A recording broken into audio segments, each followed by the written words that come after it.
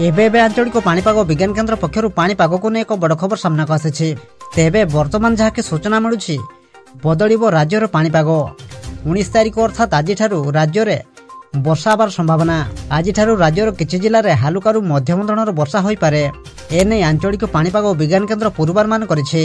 आंचलिक पाणीपाग केन्द्रर सूचना अनुसार 19 तारिख अर्थात आज कटक, जाजपुर, जगतसिंहपुर, केन्द्रापड़ा, भद्रक, बालेश्वर और मयूरभंज जिलार गोटे किंवा दुईटी स्थान में हालुकारु मध्यम धरणर वर्षा आवार संभावना रही।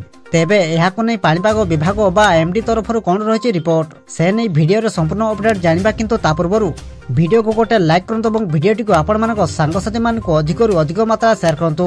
जदि आम चैनल आपण प्रथम थर वीडियो देखुछंती ताहेले एबे ही चैनल को सब्सक्राइब करी पाखरे थिबा बेल आइकन को प्रेस करी ऑल नोटिफिकेशन को ऑन कर रखंतु, जहा द्वारा आगो को पाणीपाग संबंधी लेटेस्ट अपडेट आपण माने सर्वप्रथम आम चैनल माध्यम पाई परिबे।